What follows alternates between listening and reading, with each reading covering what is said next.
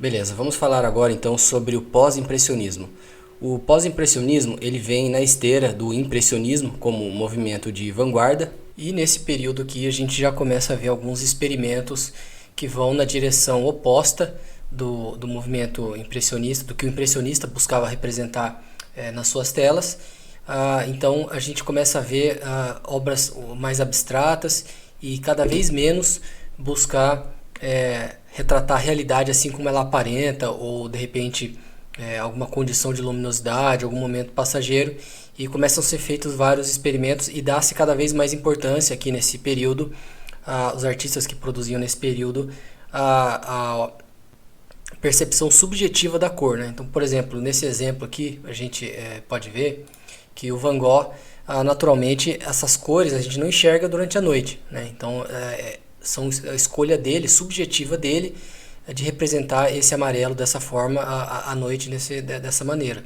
Da mesma forma, essa obra pontilhista aqui, né, pós-impressionista, a gente vê a rejeição das pinceladas, como por exemplo o Van Gogh usa aqui, e a gente vê o ponto sendo colocados uma do lado da outra, né? E você vê que essa é uma pintura bastante melancólica também, né?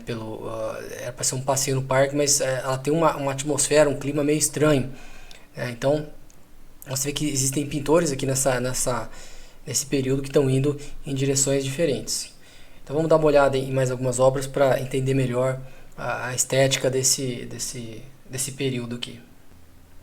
Aqui a gente tem duas obras do Pierre Bonnard, e observa aqui principalmente nessa mulher com o cachorro, pintada em 1891, observa como que a gente tem aqui basicamente, primeiro que a gente tem um pouco de dificuldade aqui, né, de reconhecer o que está acontecendo no princípio. Não existe uma preocupação, um cuidado muito grande com formas, em contraste com o autorretrato dele, né, que você consegue ver ele capturando numa condição de luminosidade até bastante difícil, com marcas de pincelada, com experimento de cores, né, de texturas. Aqui o que a gente vê é um xadrez que ele é achatado nesse plano aqui, olha, repara como que o xadrez ele não acompanha o volume do braço, não acompanha o volume do tecido, né?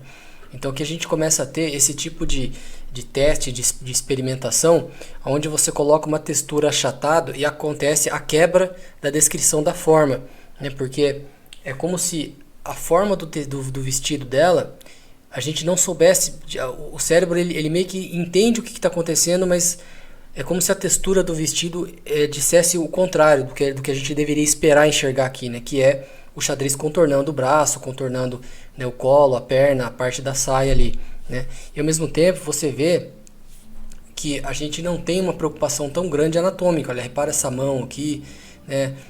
Tá com uma proporção diferente. Você vê que a retratação aqui do cachorro, né? Tudo que acontece aqui é uma rejeição do que da arte acadêmica, uma rejeição até de certa forma do impressionismo, que buscava manter uma certa proporção, apesar de não se importar muito com leitura da forma, com proporção.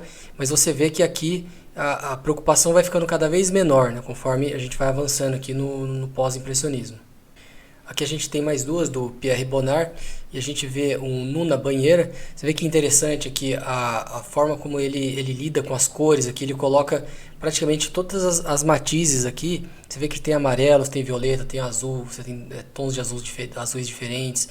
Você vê que a preocupação dele nessa obra aqui é mais em fazer experimento com cor, né, colocar as cores e fazer essa mistura ótica, do que proporção. Por exemplo, repara que a proporção desse corpo aqui, ele não, nossa, ele nem descreve o pé aqui direito, né, o cachorro. Você vê que a perspectiva aqui ela tá um pouco estranha, ainda tá tudo meio ondulado, tá subjetiva, cortina, né, um pouco, quando você olha uma obra dessa, não é tão simples de você fazer uma leitura assim, né? Então você vê que o Bonnard aqui no caso, ele estava jogando aqui com a nossa percepção e praticamente fazendo com que a gente lute para entender o que está acontecendo aqui, né? Julgar essas cores, você vê que tem muita cor, né? Então você vê que quando a gente lê aqui nu na banheira, eu imagino que muita gente olhando essa obra aqui nem entende de cara o que está acontecendo, né? O que isso aqui é, uma bolha, é um semicírculo, o que acontece aqui, né? Aí quando você olha com calma, aí você vê que aqui são os seios da mulher, a cabeça, pernas, né?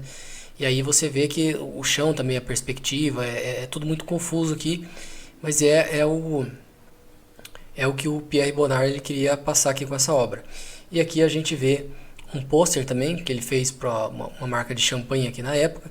E repara como que os artistas dessa época, né, alguns, eram bastante proficientes em testar estéticas assim, e trabalhar em veículos diferentes, né? Porque se eu mostrasse isso aqui em momentos diferentes, é difícil até de você assimilar que isso aqui que é o mesmo artista que fez essas duas obras, são totalmente diferentes, né? No tratamento de linhas, de cor, de volume e tudo, né?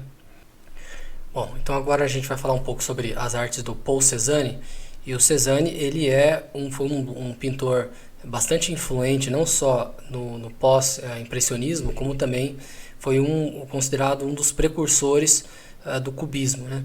Então a gente pode perceber algumas características visuais do Cézanne, e o legal de ver as obras do Cézanne é que as coisas que eu vou apontar que são bem fáceis de identificar, que você observa como que a gente tem aqui uma simplificação geométrica das formas, né? Então se a gente pegar e olhar uma obra realista, por exemplo, né, que é um período que inclusive estava rolando mais ou menos ao mesmo tempo do pós-impressionismo, né, no mundo, você vê que o realismo ele vai descrever as telhas certinhas. Se tiver uma telha fora de lugar, ele vai buscar representar, nem que seja com sugestão de pincelada. E já o Cézanne não, ele simplifica tudo como se fosse um quadrado só, tá vendo? Como se fossem blocos de madeira, tipo aqueles brinquedos antigos, né? Os bloquinhos de madeira que você fazia uma ponte, fazia casinha, tudo facetado, era o cubo, o triângulo, e aqui é desse jeito. Repara como que aqui a gente tem uma simplificação das massas das árvores, como se fosse uma bola de algodão só, né? Aqui as montanhas também, mesma coisa, você não vê maiores detalhes, aqui você vê grandes simplificações nessa parte, né? Esse é o primeiro ponto. Segundo, observa como que o Cézanne ele vai dando pouca importância na proporção, e ele vai dando mais importância também na parte de textura de pincelada que ele vai dando, e também na modulação, na oscilação de cores nas formas, que é também uma herança do impressionismo, né? Repara como que esse lance de você colocar cores quebradas, né, cores próximas uma das outras, de modo que a mistura ótica vá acontecendo no olho, é uma coisa que vem, né, vai vindo do impressionismo, pega o pós-impressionismo e vai sendo usado cada vez mais, né? Então, perceba a força da influência desse tipo de técnica, de percepção, que vai sendo carregado de um movimento para o outro. E outra coisa que a gente vai ver nas próximas obras com mais clareza é como que a própria perspectiva, né, a nossa percepção espacial, ela vai perdendo importância também para o Cézanne conforme ele vai desconstruindo essa relação de espaço, figura e fundo.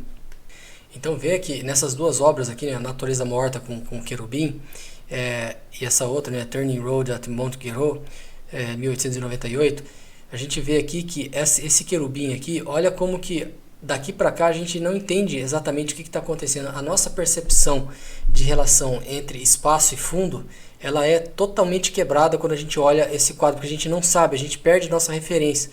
A perspectiva linear que veio lá da Renascença, 1400 e pouco, o Cézanne ele pega e joga no chão isso daqui com essas obras. Ele pega e rejeita totalmente. Então você vê que aqui parece que o que está subindo, só que essa fruta aqui ela não cai, né? Você vê que tem uma coisa virando aqui para um lado, mas ao mesmo tempo o querubim tem essa mesa aqui, então parece que alguma coisa está funcionando. Ele não rejeita totalmente, mas rejeita de um ponto para lá. Então essa relação de espaço-fundo ela vai sendo modificada e desconstruída nas obras do Cézanne. Então o Cézanne ele dá um passo importante aqui em direção ao abstracionismo e à arte moderna de uma forma geral. Aqui também a gente pode ver como que a gente tem aqui uma rua, né, mas a perspectiva aqui ela é difícil de entender, né? Você vê que tem alguma coisa na frente da outra, né, que assim a gente percebe essa relação de planos, mas é difícil da gente entender como que isso aqui se comporta em um plano onde as coisas ficam dentro de um nível, né, e elas vão se afastando e vão ficando menores no horizonte. E observa também aqui como que ele trabalha essas cores, né? Você tem aqui bastante vermelho, amarelo, aí ele joga umas cores azuladas aqui, né, no meio, acinzentadas, E você vê que as marcas de pincelada são bem geometrizadas, as próprias casas aqui são tudo bastante simplificado, bastante simplificado. Você não vê telha nenhuma aqui, né? Você não vê basicamente que são triângulos e caixas que a gente vê aqui, né?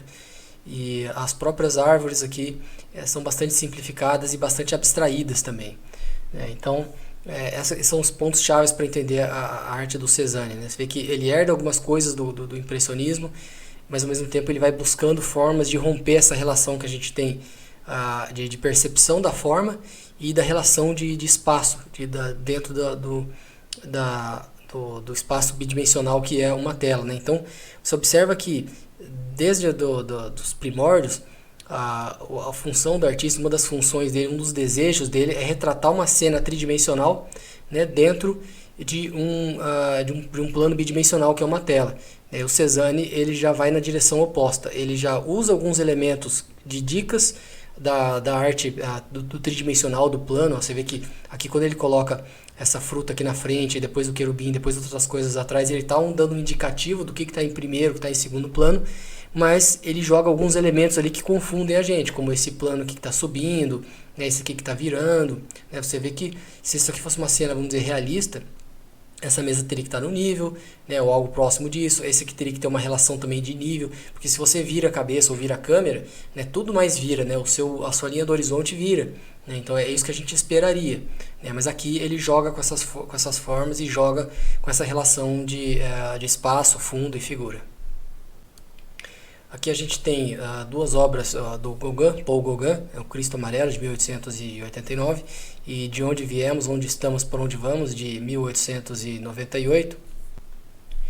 E essas telas aqui também a gente pode ver uma característica bastante marcante da influência do impressionismo aqui, mas se a gente puxar e lembrar, por exemplo, uma obra do Monet, você vê que o Monet ele jamais usaria esse tipo de cores aqui, um Cristo todo amarelo, o fundo aqui tudo amarelo e laranja, né? Você vê que isso aqui é totalmente subjetivo, é totalmente da forma como o Gauguin escolheu retratar, né? E outra coisa também que vale a pena considerar aqui é como que para o Gauguin aqui a anatomia, a proporção da figura humana, tudo, o realismo em si é dispensável aqui, né? Você vê que o Cristo aqui, as mãos aqui, elas estão um pouco representativas. Você vê que as outras figuras aqui também, a proporção não tá ok. A própria relação aqui de fundo, figura, também não está lá muito apurado de acordo com as regras, vamos dizer assim, da perspectiva linear. Você não tem aquele tipo de azul atmosférico que a gente tem conforme as coisas vão indo em direção ao horizonte. E a escolha de cores aqui é bastante subjetiva e arbitrária. Essa obra aqui também, mesma coisa, né? Você vê como que a gente tem figuras aqui também que não estão dentro do realismo, assim, elas não estão bem assim dentro da proporção, dentro anatomicamente corretas. Tons de pele também totalmente arbitrário, amarelo. Você vê que ele usa bastante cores análogas e complementares aqui, né? Que a gente tem cores análogas, algumas pinceladas complementares aqui. Aqui basicamente cores complementares, entre o amarelo aqui e o azul. Repara como que ele vai indo em direção ao verde aqui também, né? Na mistura do amarelo com o azul. E repara na subjetividade, não só da expressão da realidade. Você vê que aqui a gente já não tem um interesse na representação da realidade como a gente enxerga, mas o artista ele escolhe elementos, né? Por exemplo, um impressionista ele jamais iria ficar representando figuras mitológicas ou cenas desse tipo, né? Ele ia pintar o que ele está enxergando. Já um pós-impressionista ele já tem uma autonomia maior, vamos dizer assim, na escolha do que ele vai retratar, né, das cores que ele vai usar e se ele vai obedecer leis de perspectiva, de anatomia, enfim, do realismo ou não. Beleza, vamos falar então um pouco sobre o Gustav Klimt. E o Klimt, para mim, ele é um dos meus pintores favoritos e é um pintor que ele conseguiu navegar muito bem entre vários estilos, né, simbolismo, pós-impressionismo. E é um pintor que eu valorizo muito porque você vê que ele tinha um domínio bem forte nessas duas pinturas aqui que a gente pode ver. da arte, dos fundamentos do realismo. Então eu valorizo muito um pintor quando ele domina os fundamentos do realismo e depois ele vai fazendo testes, experimentos, se ele quiser simplificar, né? E ao contrário do Picasso, que se achava um pintor realista tão bom quanto o Rafael, e na verdade, se você olha as pinturas do Picasso quando ele tinha 15, 20 anos, tipo assim, era bom, mas perto do Rafael não chega nem perto, né? E extremamente egocêntrico o Picasso e o Klimt não. E o Klimt ele era muito bom antes de partir para outros movimentos, né? Como a gente pode ver aqui, um controle absolutamente fino. Você vê que esse retrato aqui da Sonia Knips, muito bem feito, muito bem executado. Até esse retrato aqui, o Homem Cego também. Você vê que tinha uma fundação aqui de realismo, de proporção, tudo muito sólida, né? Antes dele partir para outras formas de expressão, vamos dizer assim, da arte visual. Então a gente vê aqui, né, um elemento, né, bastante interessante, como que o Klimt aqui, ele testa também essa questão da forma, do espaço fundo. Observa aqui como que essa figura aqui, ó, ele não faz isso aqui porque ele não sabe fazer de outra forma. A gente viu no trabalho dele anterior, e alguns artistas que fazem muito bem o realismo e depois testam outras estéticas, eu faço questão de colocar porque os trabalhos realistas desses pintores normalmente não são muito conhecidos, né? Eles acabam popularizando mais o tipo de trabalho pelos quais eles que vão mais em direção à arte moderna, né? Que trazem alguma novidade para a mesa, vamos dizer assim. Então, por exemplo, essa aqui é uma das mais famosas do Klimt, né? Muito possivelmente muita gente nunca viu esse tipo de pintura dele, né?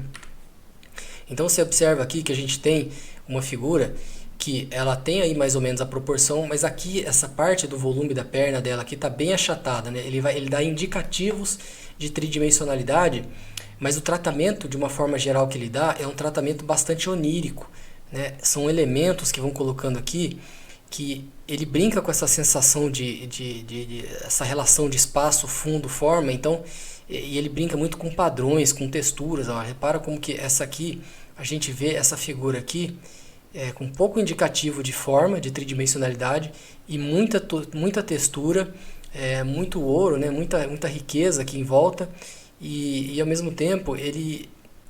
Lembrando, gente, isso aqui é muito antes de Photoshop, de muita coisa gráfica que a gente dá por garantido, assim, que a gente está acostumado a ver. Isso aqui na época uma tremenda de uma novidade. Imagina você vendo isso aqui pessoalmente na época pela primeira vez, que viajada, que loucura isso aqui. Né? Você vê que são texturas, tudo feito à mão aqui, tudo... Né? E a ver como a forma como ele causa uma sensação no espectador de estar vendo como se fosse uma imagem de um sonho, né? Isso é muito interessante, assim, a forma como ele opta por colocar os elementos aqui, ó, elementos quadrados contra elementos sinuosos, né? Você vê como ele dá essa variada de textura aqui nessa região, né? Esse monte de olho, né? O simbolismo, né? Você vê como que tá tudo envelopa aqui a figura. Aqui a gente tem mais um, né? Jodit 1, 1901. Repara como que aqui, ó, ele dá um tratamento bem realista aqui nessa figura, né? E ao mesmo tempo ele vai em direção a um tratamento bem gráfico aqui, onde ele trabalha essa textura aqui. Então, imagina como que isso aqui na época foi assim, diferente, né? Revolucionário você olhar para uma tela onde no momento a gente só tem descrição de coisas realistas e depois você vê esses elementos sendo colocados lado a lado, elementos que a gente não está acostumado a ver, né? As pessoas na época não estavam acostumadas a ver. Aqui você vê também o beijo, né? Você vê como que o Klimt ele opta por mexer na proporção da figura, mas ao mesmo tempo ele nunca parece descaracterizar totalmente. Você vê que essa figura aqui é tudo bastante achatado, né? Nessa parte aqui do volume do rosto, da mão e tudo. Mas em relação ao resto, ele está menos achatado, porque aqui a gente tem um achatamento muito maior desse plano.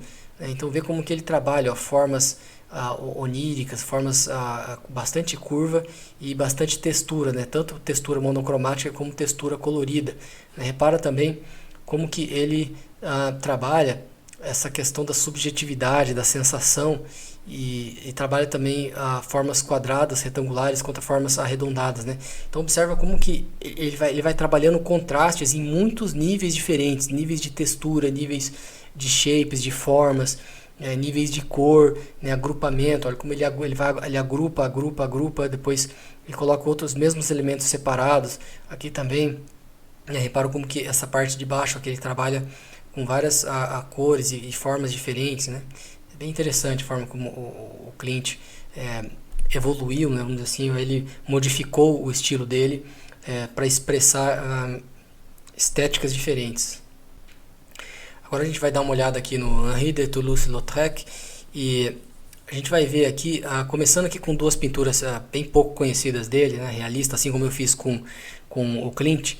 Estou mostrando aqui, esse aqui são desenhos, pinturas do período acadêmico dele, são pouco conhecidas também, porque como eu disse, o artista ele acaba ficando conhecido, as obras conhecidas pelo que eles trazem de novidade na mesa.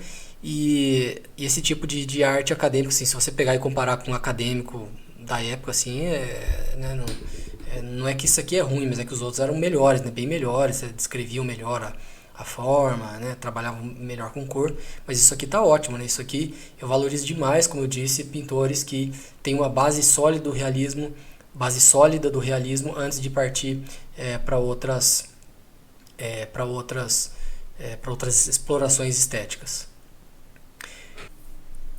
Então a gente tem aqui alguns desenhos, né, a pastel feito pelo Lautrec e dentro, né, do Moulin Rouge, e aqui você vê como característica das cenas do Lautrec, a gente vê bastante cenas boêmias, cenas noturnas, retrato de prostitutas, e observa aqui também como a gente tem aqui escolhas arbitrárias de cores, né? Você vê como que essa figura aqui no canto, né? A composição também pouco usual. Você vê que essa figura que ela está recortada é como se fosse como se a gente estivesse lá, né? Você vê que se a gente puxar pela memória e lembrar, por exemplo, o julgamento dos Horácios a pintura neoclássica, você vê que aquela composição ela é colocada os elementos bastante posicionados com bastante cuidado na cena, coisa que a gente não tem nesse tipo de composição pós-impressionista, por exemplo, onde você é como se você estivesse virando a câmera para um lugar e batesse uma foto, né? Você vê que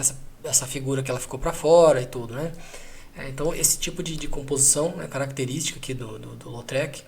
O Degas também acho que fazia umas composições desse tipo. Você vê que já é também até uma rejeição da composição clássica, né? Neoclássica, enfim. A gente tem aqui essa variedade de cores nessa perspectiva mais assim, como se a gente estivesse lá, e a gente não tem assim um apreço, vamos dizer assim, muito grande pela perspectiva linear mais corretinha, assim, mais certinha. Aqui também a gente vê explorações aqui na parte de cor, né? Você vê como que os pós-impressionistas eles se sentem bastante à vontade em usar cores que, por exemplo, realistas e neoclássicos, barrocos não usariam, né? Cores bastante vivas, com bastante croma e próximas uma das outras, assim. Aqui a gente vê também mais algumas explorações de estilos aqui, trabalhos diferentes do Lautrec. Você vê aqui que a gente tem um fundo aqui de cartão e uma exploração de cores aqui, texturas, né, com traços que revelam um pouco do fundo, bastante interessante, né? Você observa como que aqui o rosto dela está bem definido e está bem detalhado, enquanto que a gente tem aqui em todo o entorno pinceladas que causam uma certa agitação, né? Observa aqui como que as cores também aqui são bastante ricas em croma, né? Esse verde água, esse amarelo, o azul. Repara como que isso aqui funciona de forma interessante, né? Para contrastar com a mulher aqui, a expressão que ela está andando e tudo. E lembra que eu falei da perspectiva lá, que o apreço, vamos dizer assim, pela perspectiva linear vai diminuindo. Repara como que aqui a gente tem uma perspectiva errada, né? Vamos dizer, aqui a gente tem esse ponto de fuga aqui está errado, essa janela que ela não deveria estar aqui, ou pelo menos essa linha aqui não, né? Então você vê que vai perdendo importância essa questão o pós-impressionista ele não tem tanto apreço assim pela perspectiva. A mesma coisa a gente pode ver aqui, né? Essa relação espaço-fundo aqui um pouco diferente do que deveria ser, mas bastante interessante o uso aqui dessa peça mais gráfica para fazer o pôster desse show aqui do Moulin Rouge. O Lautrec, ele frequentava, ele era um frequentador assíduo do Moulin Rouge, e ele trabalhava, ele fazia os cartazes na época, né? Então você vê que tem até aqui as datas do cartaz. Essa aqui era uma dançarina, né, famosa na época. Então agora mostrando aqui algumas obras do Henri Matisse, começando com obras menos conhecidas, né, do período em que ele estava fazendo as fundações do realismo, estudando as bases do realismo antes de partir para novas estéticas. Então a gente tem aqui o estudo em ateliê do Moreau, em 1894, 1895, Mulher Lendo, 1895, observa a questão da proporção, observa a perspectiva, né, figura, fundo, né, como tudo faz sentido aqui em termos da relação de espaço, figura, espaço, fundo. Aqui a mesma coisa, né, você não tem dúvida do que está acontecendo aqui, né, a mulher está de preto, sentada na cadeira, está lendo. Você vê que aqui a gente tem um móvel com a porta aberta, a gente tem possivelmente aqui uma tela encostada, né? Você vê aqui a gente tem um quadro aqui na parede, os objetos em cima desse móvel, né? Tudo funcionando aqui. Aí aqui a gente tem já obras do Matisse rejeitando os princípios do realismo, como era bastante comum com esses artistas que tiveram essa fundação acadêmica da base de desenho. Eles foram percebendo com os ventos da mudança, vamos chamar assim, e começaram a explorar estéticas diferentes, com cores diferentes e rejeição desses princípios de relação, de perspectiva mesmo, de relação espaço-fundo, cores, proporção, anatomia. Então aqui a gente pode ver que nessa pintura aqui ele rejeita não só a proporção e a anatomia, como ele rejeita também a própria forma, né? Porque a gente tem aqui um shape de cor aqui que não descreve volume, né? A forma com que as pessoas elas estão segurando, né, as mãos, descrição das mãos. Você vê que aqui a gente tem poucas cores também, né, tudo bastante chapado. Aqui também você vê experimentos aqui de cor na relação entre as cores bastante com croma bastante saturados aqui nessa região também. Existe um passo aqui indo em direção ao abstracionismo, e a gente tem aqui também uma preferência muito grande, uma subjetividade muito grande na escolha da cor, né, por parte do artista, onde ele rejeita as cores realistas, né, o que ele efetivamente está enxergando, e ele opta por colocar outras cores aqui nessa tela. Aqui a gente tem então a Mulher com Chapéu, de 1905, o retrato da Madame Matisse, a Linha Verde, de 1905, né, duas obras bastante conhecidas dele. Observa aqui como que ele trabalha as cores, principalmente nesse retrato aqui, né? Observa como que a escolha, né, a predominância aqui de tons não realistas, né, não naturais.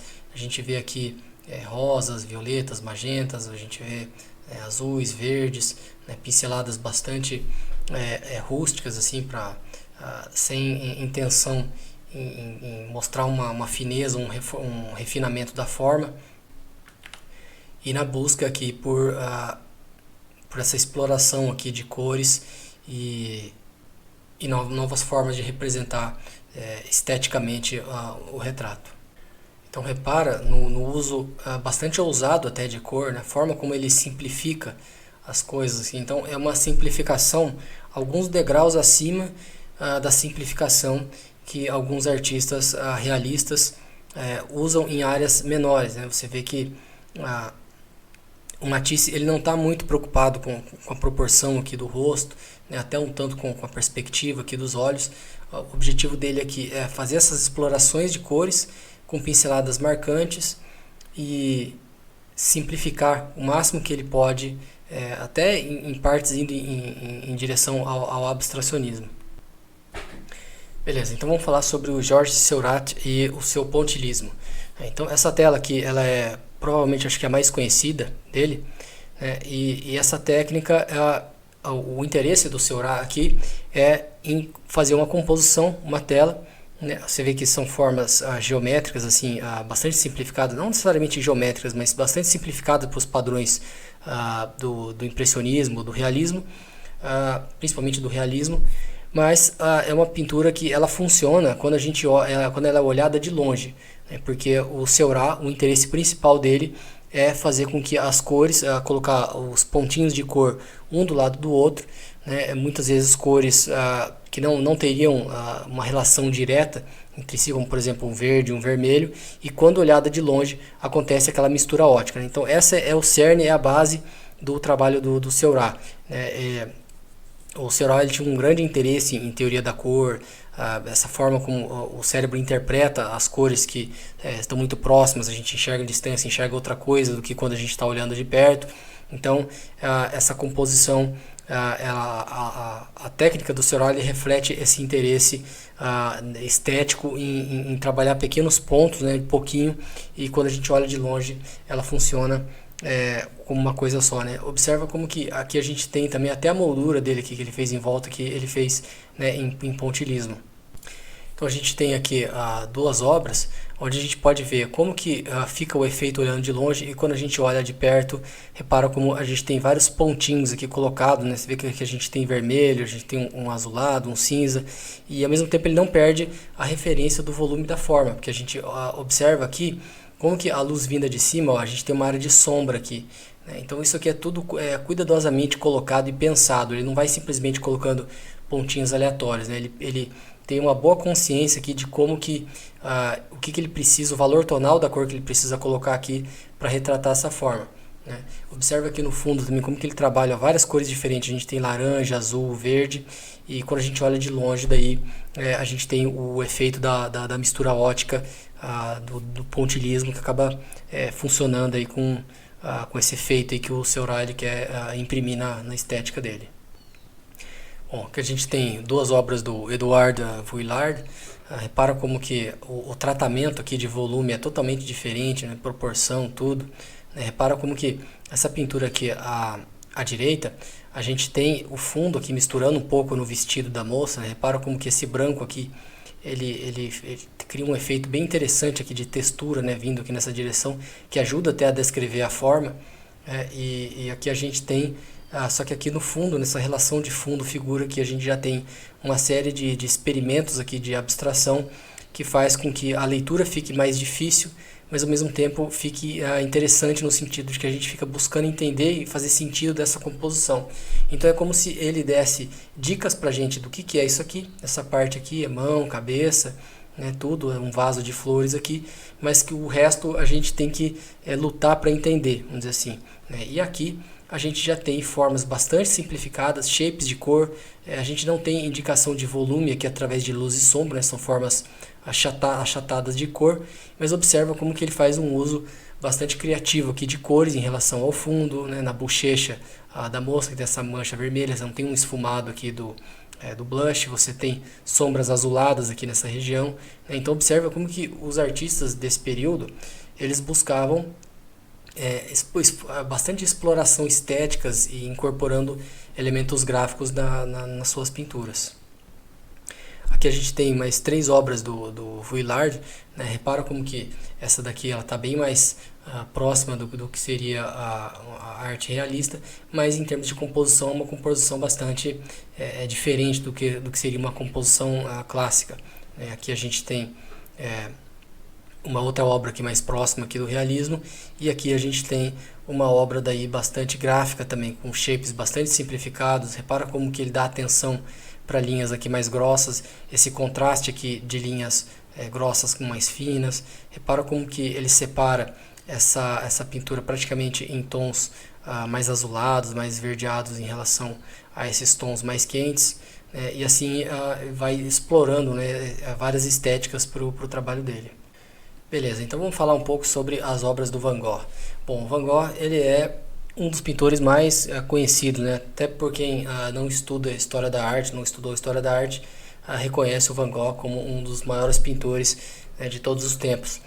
E todas as características do pós-impressionismo a gente pode encontrar aqui nas obras do Van Gogh, né, com um adicional de que ele opta por usar bastante textura e bastante pinceladas longas e entrecortadas para causar uma sensação de movimento, né, de emoção muito grande, não importando se é uma cena de dia ou de noite, como é o caso dessas duas pinturas aqui, né. E o Van Gogh, ele é um caso bastante interessante da gente estudar, e o Van Gogh ele é um pintor que eu tenho uma relação diferente com o Van Gogh, porque eu me lembro adolescente lendo o livro dele de histórias, o livro de Cartas a Theo, que ele escreveu, nas cartas que ele escreveu por mão dele, Theo. Então o Van Gogh, ele é um pintor que eu admirava ele bastante, e conforme eu fui passando, a minha admiração começou a ir mais em direção aos artistas do realismo, né? Artistas mais realistas que, na minha visão, exigem um esforço de técnica maior, né, para você alcançar, do que pinturas que vão aí do pós-impressionismo até a arte abstrata, a arte moderna, né? Mas o Van Gogh, ele tem um espaço cativo, vamos dizer assim, no meu coração, porque independente de qualquer coisa, eu ainda acho o estilo do Van Gogh muito interessante de observar, né? A forma como ele trabalha cores, e eu acho que o espaço que ele tem dentro da história da arte de uma forma geral é bastante merecido. Eu acho que existem outros pintores que deveriam ter o destaque que o Van Gogh tem, mas que foram esquecidos aí nos períodos da história da arte, né? Principalmente esse período aí entre 1800 e 1940. Mas é interessante observar aqui, no caso do Van Gogh, né, como que, diferente do impressionismo, ele não tem muito problema em usar contrastes grandes de cores, e também como que ele trabalha linhas bastante, ele dá uma ênfase bastante grande nas linhas dos trabalhos dele, tanto da pintura a óleo quanto dos desenhos, né, feito com bico de pena, enfim, com tinta. Outra coisa interessante de observar aqui no Van Gogh, antes de passar para a próxima tela, é como que ele trabalha essas linhas em termos não só nos elementos individuais, mas também na composição, né? Repara como que a gente viu artistas anteriores que não ligam muito para a perspectiva, mas para o Van Gogh, apesar da uma boa parte das perspectivas dele também não está 100%, mas você vê como ele usa a perspectiva como um elemento mais ativo nas obras dele. Repara que como que a gente tem aqui praticamente um ponto, né, de perspectiva, tudo que leva para essa região aqui, né, que não por acaso é uma região bastante quente aqui da pintura. Aqui mesma coisa, repara como a linha ela vem e leva aqui para esse caminho que não tem nada aqui, mas você vê que todas as linhas acabam, até as linhas da pincelada acabam levando para esse ponto aqui, que é o ponto final aqui do campo de trigo. Inclusive esse campo de trigo aqui que ele teria se matado, né, ou teria morrido, sofrido o disparo da arma. Aqui a gente tem o retrato do Dr. Gachet, também uma outra obra bastante conhecida. Eu só selecionei aqui obras bastante conhecidas do Van Gogh, e repara aqui como que ele trabalha muito linhas onduladas, muita variedade de linhas, essa linha aqui grossa, com uma linha praticamente invisível aqui. Ele trabalha muitas linhas para descrever a forma, isso faz com que a obra fique com bastante textura e bastante movimento, né? Repara como que a gente tem aqui pinceladas quebradas aqui, e junto com essas formas aqui de redemoinho e tudo, faz com que cause uma sensação de movimento muito grande, né? Muito emotivo, muita linha curva. Você tem muito pouca reta nas obras do Van Gogh, né? Isso é intencional, é uma escolha arbitrária do pintor. É praticamente como se ele estivesse pintando não o que ele vê, mas o que ele sente, né? Então isso é uma característica bem marcante do Van Gogh, né? Além da escolha de cores, né? Você vê que as cores do realismo, que são mais próximas, mais naturalistas, mais próximas da natureza, com uma saturação não tão forte aqui, o Van Gogh, como um bom pós-impressionista, ele busca aqui essas cores bastante pulsantes aqui, né? Quanto mais emoção, melhor, né? Mais cores vivas, com bastante croma.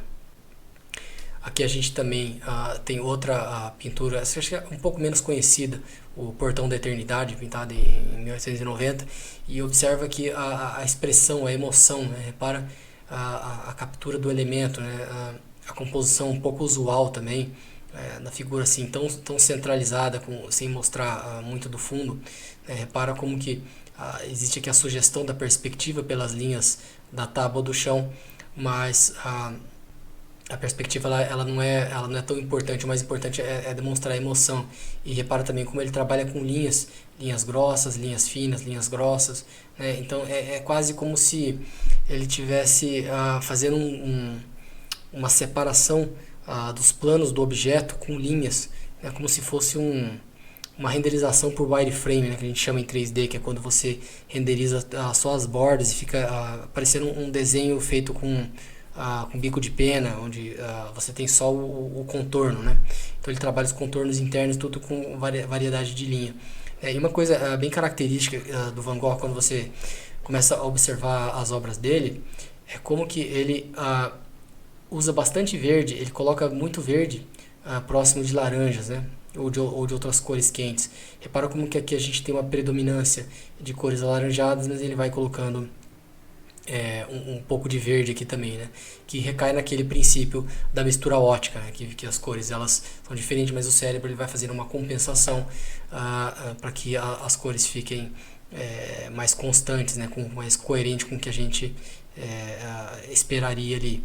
E aqui também o quarto dele, né? Mesma coisa, a gente tem cores com bastante croma, bastante cores bastante vivas aqui, né? O verde que eu mencionei, verde aqui também no chão, né? Então as linhas também, ele trabalha bastante linhas. Você vê que as tábuas do chão aqui, as pinceladas elas trazem o movimento. Repara como ele coloca linhas aqui paralelas, né? Então o Van Gogh ele trabalha muito com textura de tinta, bastante com linhas, e ele busca também trabalhar sempre com cores com croma bastante elevado, né? Com cores bastante pouco apagadas, né? Com cores bastante vivas. Então, pós-impressionismo, temas principais: culturas exóticas, né? Lembrando das obras do Paul Gauguin, melancolia, erotismo, principalmente no simbolismo, memórias, paisagens, retratos, interiores, né? Principalmente interiores onde é possível ver uma retratação mais melancólica das pessoas. Influências principais: significados internos e emoções, né, em contraponto a visões externas. A exploração de relações cromáticas como forma de se opor à representação. E precursor do abstracionismo, né, principalmente quando a gente olha as obras do Cézanne. E uma influência importante também no pós-impressionismo, né, não precisa dizer, é o próprio impressionismo em si e a forma como eles lidavam com cores. Características visuais: cores vivas e subjetivas, ou seja, o artista decide que cor que ele vai colocar lá, não necessariamente a cor que ele está vendo. É uma característica visual bastante gráfica, ou seja, que não se atenta muito às características do realismo. Eles gostam de usar bastante padrões, né, que se repetem com uma certa frequência. Acabamento com texturas e pinceladas bastante soltas, né, ou seja, eles herdam do impressionismo essa forma de lidar com os shapes das marcas de pinceladas. Impacto artístico: filosofia de vanguarda, né, o avant-garde. Anti-institucionalismo, ou seja, também eles herdam do impressionismo essa rejeição às obras, ao padrão estético acadêmico. Rejeição do impressionismo como mundo observado. Então aqui a gente entra na questão da subjetividade, da mesma forma que o impressionista ele busca retratar o que ele está vendo, capturar aquele momento de transição de luz e tudo. O pós-impressionista ele dá mais importância para o mundo interno. Então é como se fosse uma junção do mundo interno do romantismo com a estética visual do impressionismo, né? Falando a grosso modo é isso. Interesse em pintura do mundo interno, né? Subjetivo, e a arte de culturas não europeias, né? Africana, asiática, islâmica. Inclusive as gravuras japonesas foram bastante influentes no movimento impressionista, e essa arte de culturas não europeias acaba vindo para ficar e incorporando, né, e se adaptando nos elementos da arte parisiense que estava sendo feita na época. Mídias: aqui temos pintura a óleo, escultura, desenhos, arte a pastel, entre outros.